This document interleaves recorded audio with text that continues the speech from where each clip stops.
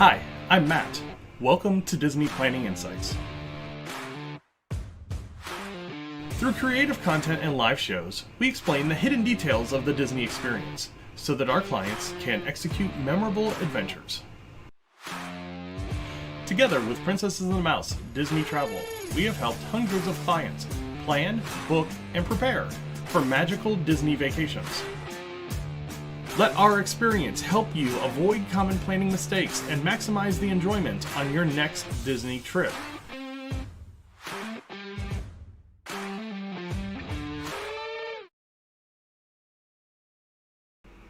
Hey, what's going on, everybody? It is Matt with the DPI podcast, and it is Monday, February the 3rd. Wow, January 2025 already gone. Want to say thank you guys for all the subscriptions. We had about 100 subscriptions to the YouTube channel in the month of January. It's unbelievable. Definitely want to thank you guys a lot for hitting that subscribe button, all the interactions you've had with our content, whether it be likes or comments or whatever you're doing. It's awesome, so I very much appreciate it. Few things that I want to do really quick is I want to replay a few subs, and maybe, I don't know why it's not letting me do it. There we go. So, Adam Yan, thank you for subbing on the YouTube channel. Really? Okay. And Blue Boy 17, thank you for subbing over on the YouTube channel.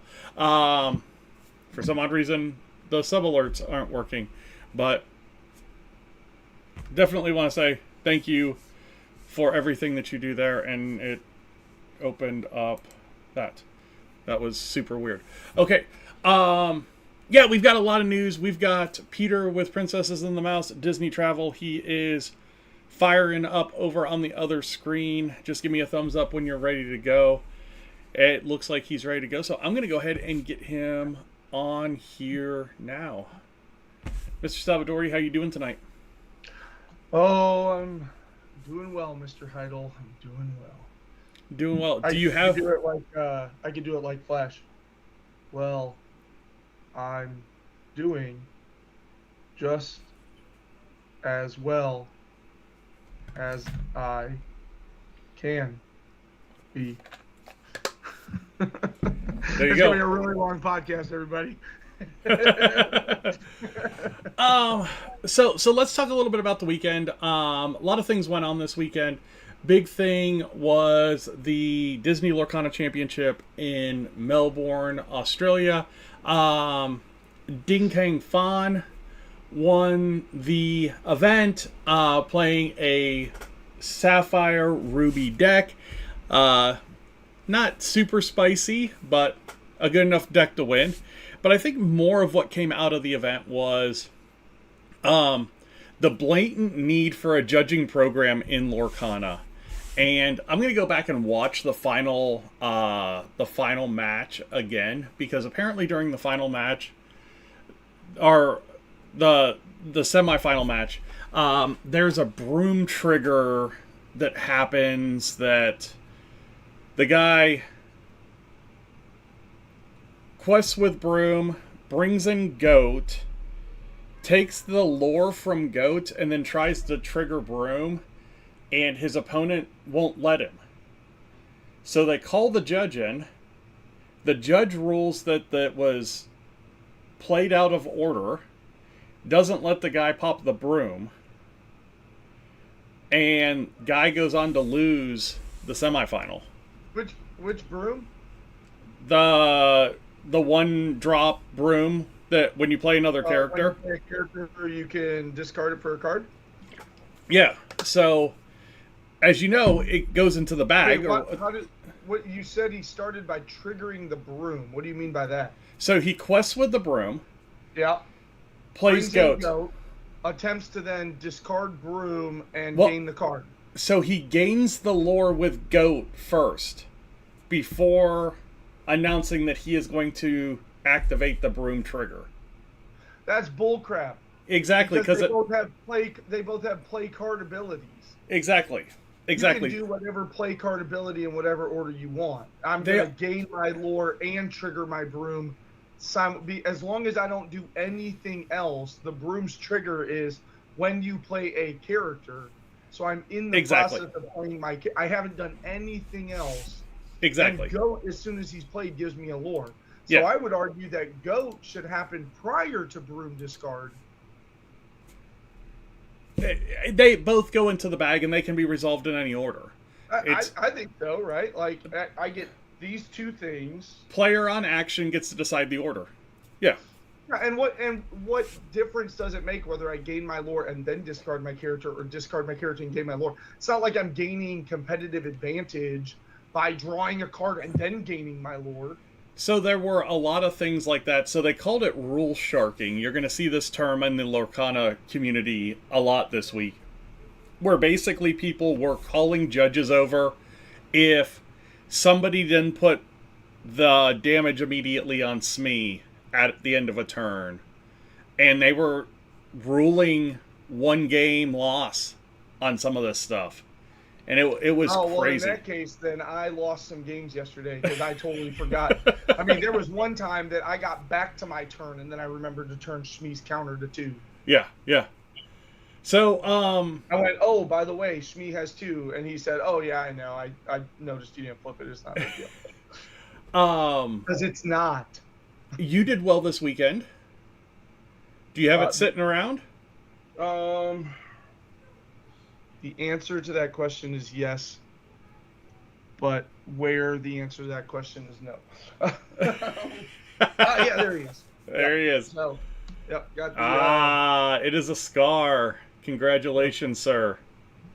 Yeah, first time making a top 8, and as it used to be, you used to only get it for top 4, so I also would have gotten that because I was able to advance to top 4.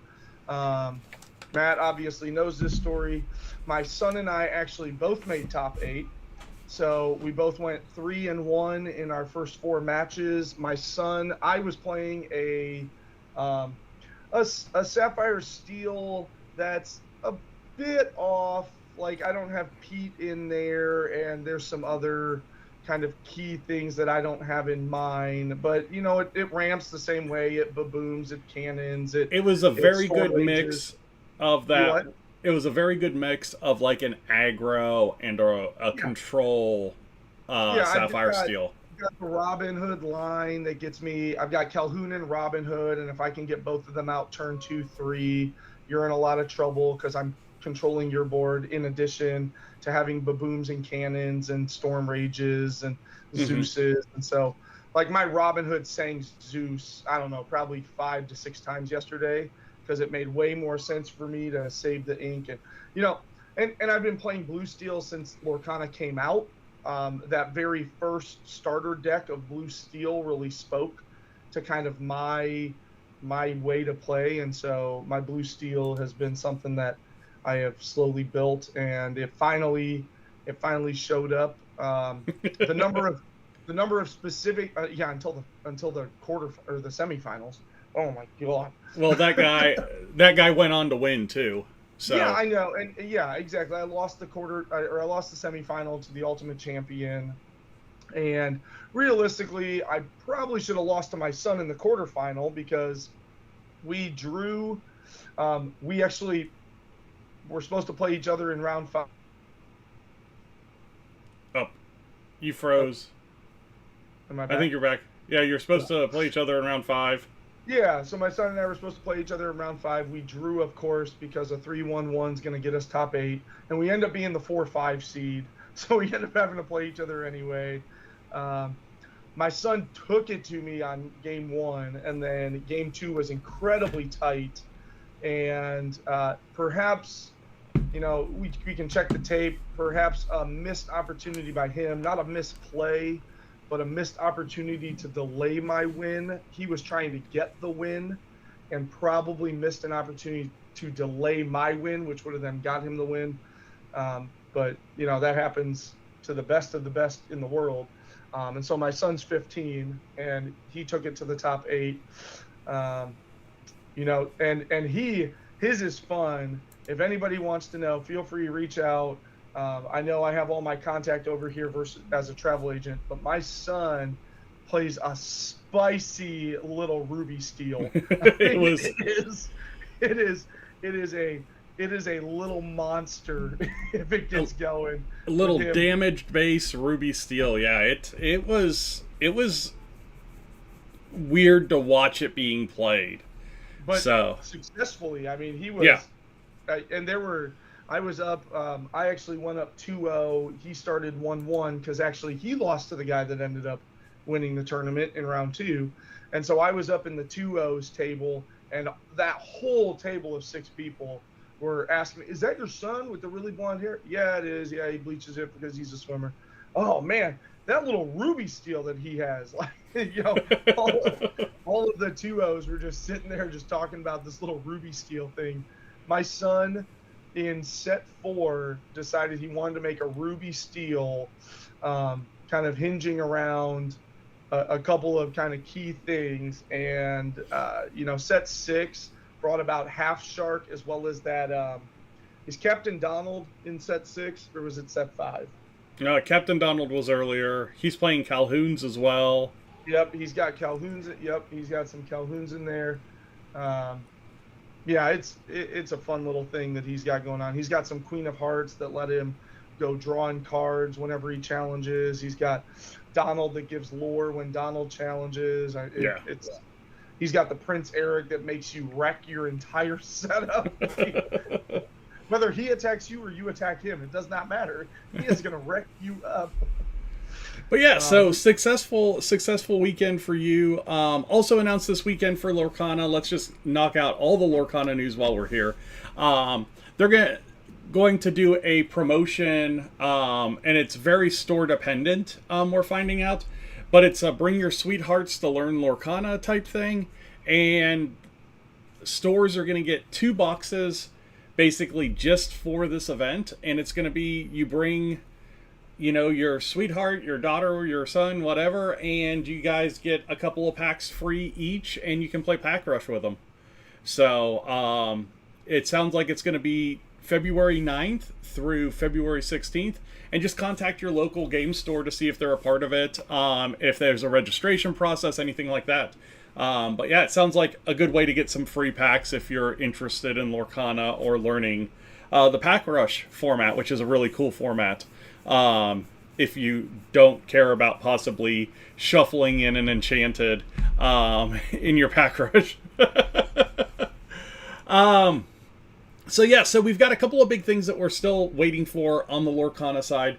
The first one is going to be, when is Worlds actually going to be? I'm still guessing it's going to be March 16th and 17th in Walt Disney World. We know it's going to be at Coronado Springs, and it's going to be sometime in March. I think they're going to try and make it as early as possible to miss as much of that spring break crowd as humanly possible.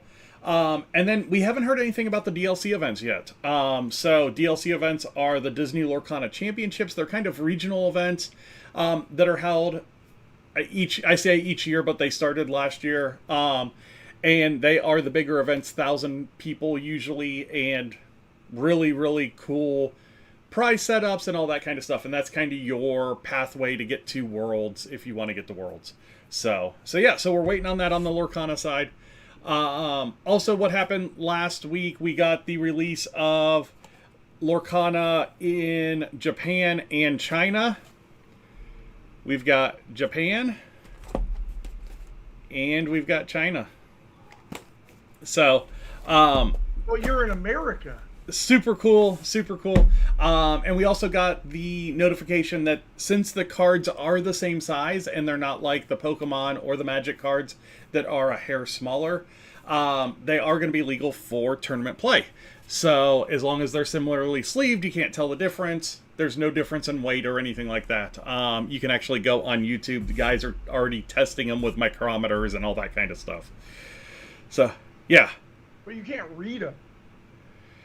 But you should know what a Chapter 1 card does, especially a meta Chapter 1 card. Okay, first of all, you're using a lot of words like should. I mean, if I've got a 1-drop Maleficent, you know what a 1-drop Maleficent is.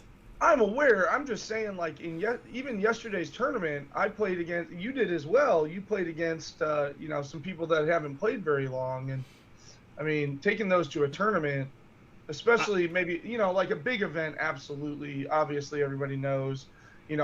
My son and I'll sit here and the same way that Matt and I do. About the broom. I was like, is he talking about that one drop broom that like?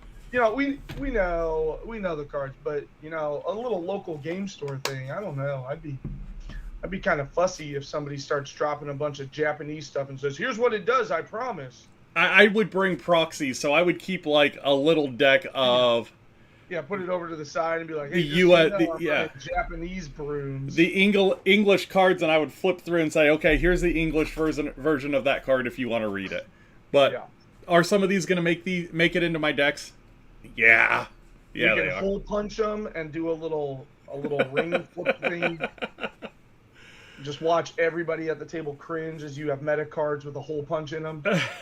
All right, we've got some sad news for you, Peter. Jelly Rolls is closing. Oh yeah, I've never been to Jelly Rolls because I don't see the appeal of going to a dueling pianos bar at Disney World. Like. My wife and I have been down there on couples trips and even stayed at Boardwalk. And I can promise you that all we did with our night was go to the Dole Whip spiked stand right there in front of the bakery, in front of Trattoria Al Forno, and then sit out at the lake. Never once did we go, oh, I can't wait to go to Jelly Rolls. Well, it does seem to be striking a nerve with a lot of Disney fans. And it's been at Boardwalk for 30 years. I didn't realize that. Well, and you think about okay, so it's been there for 30 years. So it came around in the early mid 90s, and yeah, the dueling piano bar sounds like a great idea. But in 2025, not so much. Are there still people that love it? Oh, I'm sure. It became a part of, just like anybody's upset anytime they even cough on tradition at Disney World. But if you are a Jelly Rolls fan, it is going to reopen outside of Disney, just not on Disney property. It's not going to be in that big music hall down at the end of the boardwalk anymore. So there's another big hole that is going to need to be filled. Wait. Jelly Rolls is on the other side of the boardwalk from that dance hall. There's another place I've never been because I do not like dancing. You are just, I mean... You're like, give me my snake bite and get the hell away from me. Yeah. Find my ass sitting around the lake at Epcot, not over at the dance club. All right. Disney Plus subscribers, if you're looking to book a Disney cruise this year, you've got about a week or about 2 weeks to book, and you get your third and fourth guests for 50% off if they're kids under 18. That's a pretty. I forgot about this promotion. I'm going to book one. Yeah, it's a pretty big deal. Now this is a pretty strong promo. Yeah. Same stateroom on select cruises sailing through June 13th of this year. Offer ends on the 16th of February. So if it is something that you are interested in, get in touch with that guy over there. I'm booking a cruise. We might be on the same one. And he will definitely get you all the information. But when you're talking about half off for a kid, that's huge. On even like one of those 3 or 4 night Caribbean cruises that you get a day at Castaway Cay and maybe a day at Nassau and a day at sea. That's $900 off. It's almost $1,000 off a cruise. This is huge. Yeah. That's So definitely something if you are looking to take a cruise this year. Check it out. April 7th. All right, let's just check this out. And then Disney World extends disability access service registration window. Did you see this information? What? About the DAS window. So registration and for the calls now is extended out to 60 days before trip. Oh, yeah. Yeah, I didn't. They also changed the verbiage last week. Yeah, they took an only out. Yeah, yeah, which is absolutely, I mean, the right thing to do, because a whole bunch of people, and I understand them becoming restrictive. You and I talked at length about, I don't know, six months to a year ago, about how it was clear and obvious that there were some people that were just doing it for the sake of Abusing the system. Yeah, you were mad that you're paying money now, and there were also plenty of individuals specifically, and I watched this happen many times, like in person. There were individuals who, whether English was their second language or not a language that they know all that well, or they were pretending, would like buy a single lightning lane pass and then like try to bring a group of 8 in. Yeah. And just like claim ignorance, like, no, we have it. Look, I booked it. That's for one guest, sir. What do you mean? Yeah, no. So yeah, so a little bit of change to the DAS service registration. Again, if you do have any questions, Peter is a great resource. DAS is something that he uses. So it is definitely something that he has experience with. Tough to Be a Bug has a closing date now. So Tough to Be a Bug is getting a refurb into a Zootopia style show. And the last day for Tough to Be a Bug is actually going to be March the 17th. So if you're one of those early spring breakers, you're going to be able to get one last butt tickle in before Tough to Be a Bug closes. One last butt tickle, he says. Oh my god. And you know, if you're not one of those early spring breakers, you get to miss it. So yeah, but it is going into a Zootopia show. Disney did release some footage from some of the character voicing and some of the animatronics that are going to be a part of the show, and it looks like it's going to be pretty spectacular. So definitely something that you want to check out. It is going to be in that theater that is underneath the Tree of Life, and it's a pretty big theater. It's a 450-seat theater down under there, which is a lot bigger than you would think it would be under the Tree of Life. So yeah. So, Peter, you seen anything else around the parks? Oh, Matt. Did you actually start the news timer? Are we in the news timer? Matt, I am shocked that you have not brought up, because I was expecting an old man rant. I was expecting you know what really grinds my gears? I was expecting you to go off, and for the first time, I was not going to hold you back. I was just going to let you go. What about, what did I miss? The Galactic Star Cruiser. Oh, yes, I did miss that. Is being turned into Imagineer offices. What an absolute train wreck of a decision. It is such a waste of space. What are you doing? So you have rooms that are themed. You have dining in place. You literally just have to take the lobby and put in a damn store and make standard check-in desks, and then put a security line instead of putting people in the shuttle, letting them walk through the tunnel that is supposed to be a launch bay thing. Just let them walk through the tunnel into direct park access into Hollywood Studios from the Galaxy's Edge side. You literally have a deluxe hotel. What are you doing? I can't believe you turned it into an office building. Okay, so I'm going to back up just a second, because part of the Monsters Inc. expansion is eliminating office space that is out that direction, in behind. I don't care. 100%. I am 100% with you when it comes to what a completely unimaginative use of a fantastic space. Which is funny, because they're putting the imaginative people in the unimaginative use. I mean, it could have been, you could have moved Oga's from where it was in Hollywood Studios into this building. You could have put a deluxe restaurant, sit down Star Wars restaurant in this building. You could have kept the damn lounge singer. Star Wars meet and greet. Yeah, you could have done a Star Wars character meal. Exactly. Oh and my god. Yeah, you missed so many opportunities with this space to turn it into effing office space. So I mean, put an office over by Disney Springs. You own some area over there. Yeah, you own land the size of San Francisco.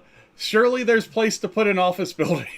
I'm as soon as I saw that, I don't know, it dropped like last Wednesday or something. I laughed out loud. I'm like, how did they not? So, first of all, the Galactic Star Cruiser was a fantastic idea. They priced themselves out because this little 2.5 day journey was more expensive than a 4-day cruise, right? Like, I'll go on the 4-day cruise. But then, oh my goodness, you have this beautiful hotel that could easily charge what the deluxe resorts charge. People will go for the experience without having the show around it. And you could have even left some of the kids' play areas and like the training area just bookable experiences. Oh my goodness. Yeah. Like, what an absolute waste. Because people would have absolutely lined up out the door to do the little do the lightsaber trainings and whatever else, and paid, $20 for a half hour. Like 100% people would have paid for that. Yes, 100. Yeah, exactly. Oh, I'm so mad. Yes, you are not wrong by any stretch of the imagination on this one. Yeah, it was entirely mismanaged. And we've talked about the Star Cruiser before. Yes, they priced themselves out, but they also really marketed it to a very small portion of people that could have enjoyed that platform. If they would have made it a multiple use venue, to where if you wanted to come in and do the 3 nights or the 2 nights and do the story and all that kind of stuff, 50 rooms are dedicated to that. And then if you didn't want to do the story and you just wanted to stay at a Star Wars hotel and see all the stuff that was going on around it, 50 rooms are dedicated to that. And you put a divider in there. And you say, okay, the 50 rooms that are going to have the experience are on this side of it. The 50 rooms that aren't are on the other side of it. And here's how you get to the shuttle to Hollywood Studios. Yeah, and they didn't have to make it the whole, oh look, we're launching to the outpost. Like, okay, drop all the facade and just make it a deluxe hotel, and it's awesome. Because I legitimately think that little shuttle is just down like a little street. So all you do is put a security checkpoint, and that also allows easy ability for people who want to go over to that to eat at their character dining and to do the lightsaber training, whatever else that you want to put in that area, to just walk out of the back of Hollywood Studios and make it happen and then come back in. Like, you don't even need the shuttle. I think it was close enough to walk. Yeah. And then you've got what they've got now. So, I mean... gross. Yeah, it's... just gross. It's tough, and I think that's where we get into the problem with... Yeah, it could have been done a lot better. So, 100%. 100%. I'm so grumpy. All right. No, it's definitely close enough to walk. It's right across the street. Yeah, it is. Oh my gosh. Yeah, that's not even worse than what it is from Contemporary to Magic Kingdom. It's like the same distance. Just put a security checkpoint back there and make yourself another deluxe hotel. What are you doing, Disney? Sorry, I'm trying to pick my stateroom for my cruise. You think I'm joking? I hit the cruise line. Well, I know that you're going to book it and then you're going to cancel it in like a month. Yeah, so. That's what I do with cruises. Yeah. Yeah. I mean, I'm just going to be honest with the people. That's all I can. That's all I can be right now. Is just fair. Honest with the people. Yeah, that's fair. I don't see how to get this deal though. This is kind of funky.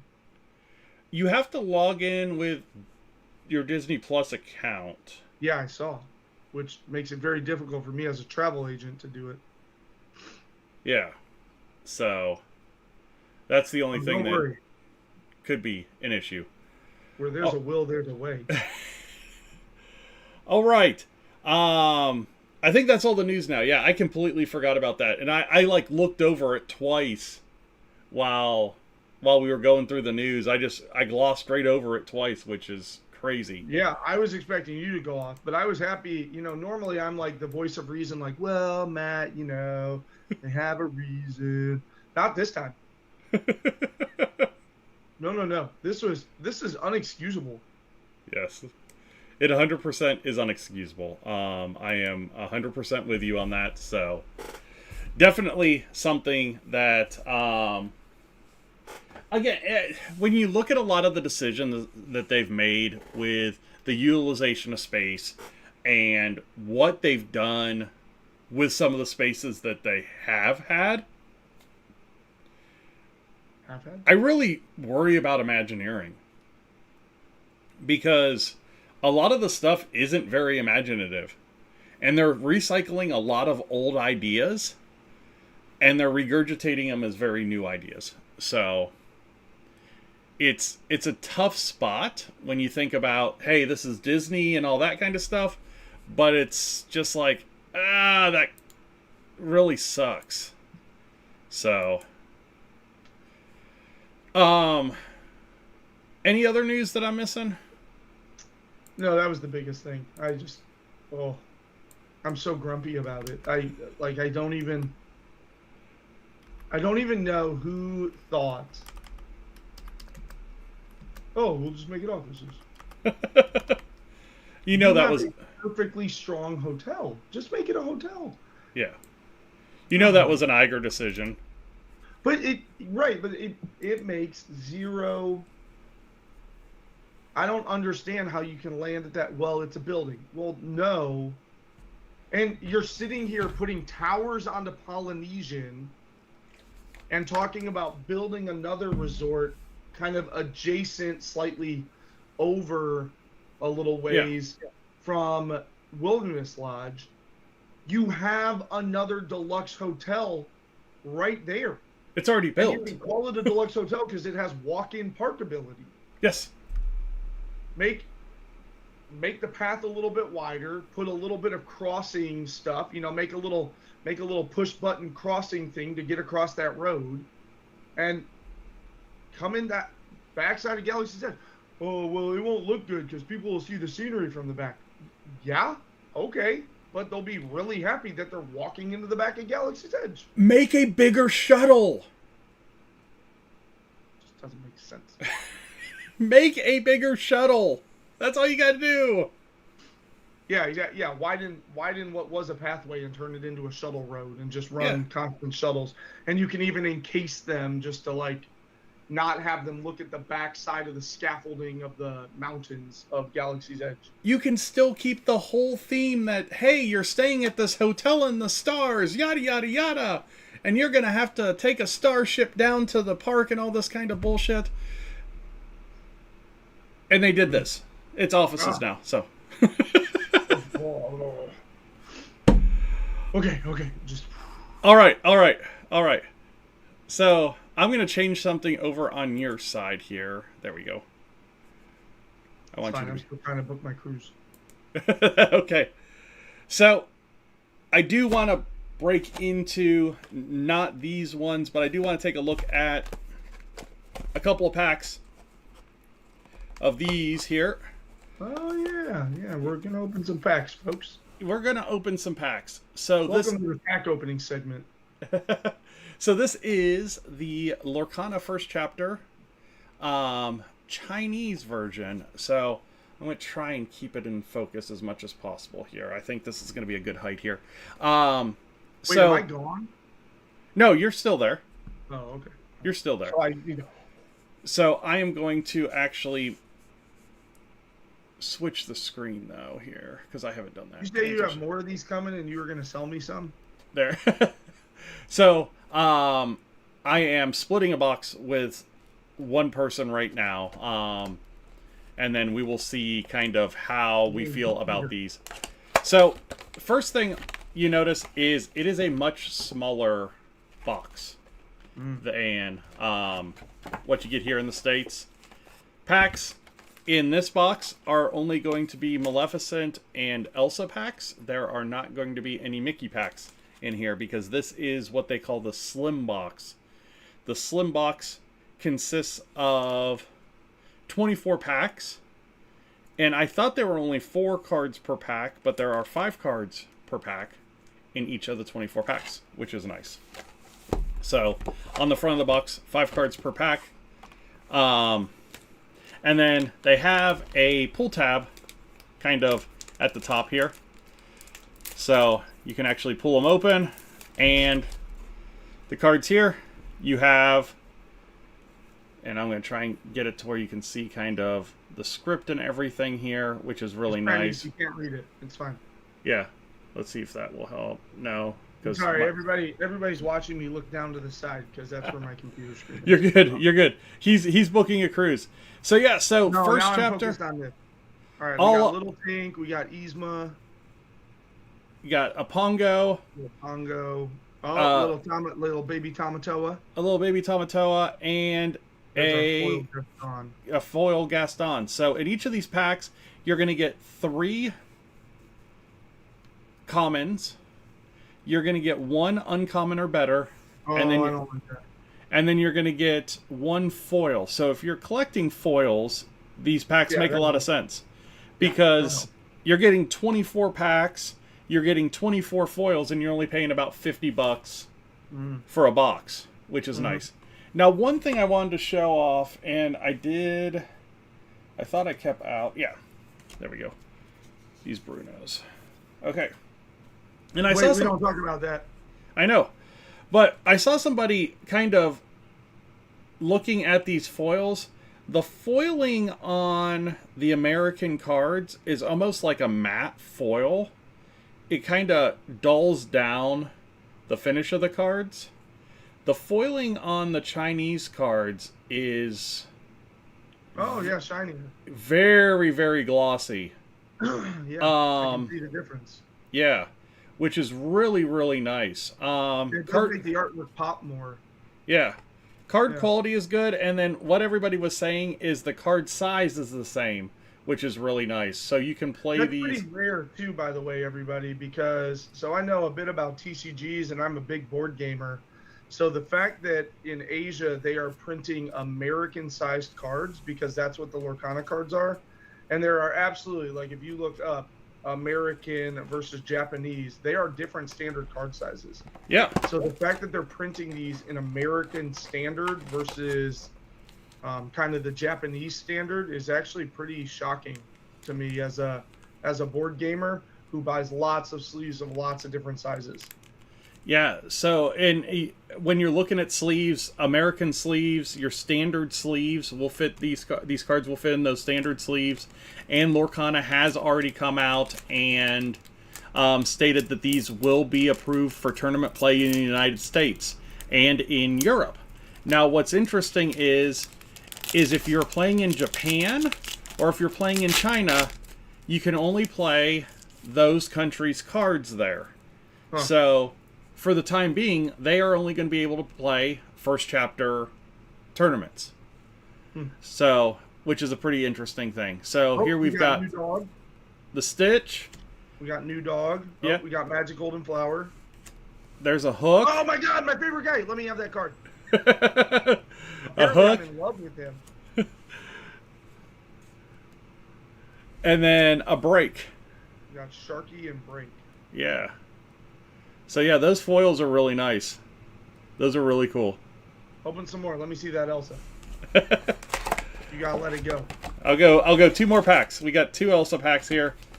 And then the goal is I'm going to be acquiring some boxes via trade this week, and we are going to have either pack opening segments or just have one big box ripping session here soon. So yeah, so haven't got anything past an uncommon yet. Yeah, that kind of annoys me. I'll be honest with you. Like, the fact that it's not rarer above is very annoying. So, Megara, Donald. Oh, here we go. This is an uncommon in the last common slot. So a Pascal. Oh, we got a rare. Okay. All right. We got the Stitch Alien. Yep. And then a common wardrobe foil. Okay. And then last one. Okay, so the third slot could be an uncommon. Yeah. So it looks like if you're going to get a rare or better in the pack, the third slot will be an uncommon, and then the fourth slot will be your rare or better. Yeah, I'd be curious to see like 3 commons and then a rare or better. Yeah, so that can happen too. There's a Jafar, Sergeant Tibbs, LeFou. Oh, ooh. We got the Bell. The Bell. Okay. There's a big rip. Yeah, get you 10 ink, and she becomes awesome. Oh, there you go. There's your Elsa. Yeah, not the one I was talking about. Oh. But yeah, I mean, hell, that's a huge rip right there. Yeah. So. A legendary Bell. Yeah, strange but special. Is this the Japanese box you've opened? This is the Chinese box. This is the Chinese box. Yeah. Strange but special Bell. Yeah. Chinese. So that's really cool. So yeah, like I said, we're going to do some more of those coming up, and we'll definitely let you guys know how the rips go. But yeah, we'll put... I mean, that's an $11 card in English, so I'm curious if the Chinese adds value to it. Yeah, I don't know. But yeah, that's super cool. And what's nice about these cards is when you look at them, the artwork is all the same. And your ink cost, your strength, and your willpower are all in standard numerals. Also, it has the same type of card coding at the bottom with the artist name, what number it is in that set, and language and set number. So, and those are all in English and in standard numeral. So yeah. Super cool. Yeah, these foils are pretty... Like, even the lore marker on the foils.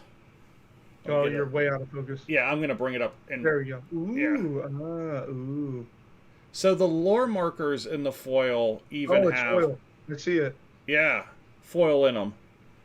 So it extends quite a bit farther on the card, which is really neat. So no, super cool. If you are in the Indianapolis area, you will probably see some of these in my decks. So, just be prepared. Right, Peter?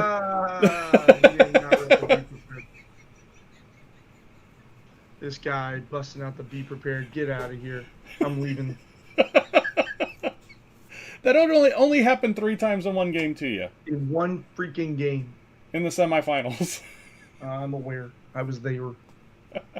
And I was, like, in position, too, man. If he didn't have a be prepared to drop, I was going to win in the turn. All right.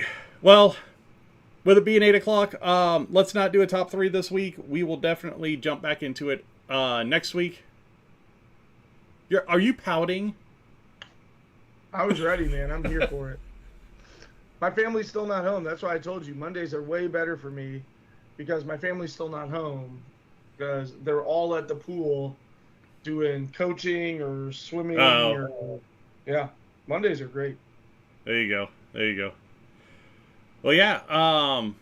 Yeah, next Monday we'll do a top 3. I know my kids have been up late the last couple of nights, so they need to get to bed more on time tonight. So, but thank you guys all for watching tonight.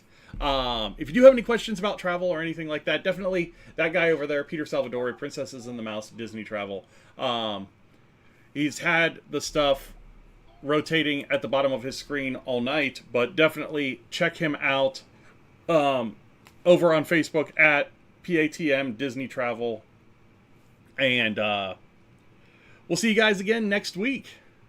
Bye now.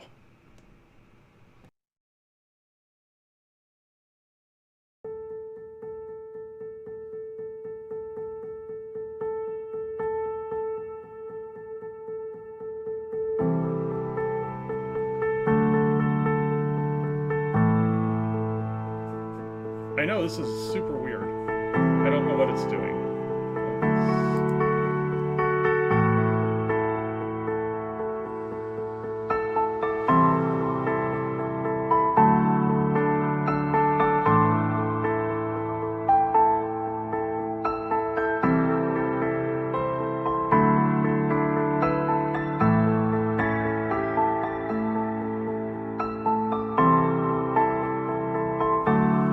If you're looking for us on social media, you can find us in a lot of different places. The easiest is going to be over on Facebook at DPI Podcast for the show page, at PATM Disney Travel for the travel agency page. You can also find us on Twitter X at Disney Insights, over on YouTube, Disney Planning Insights Podcast, and on Instagram at Princess.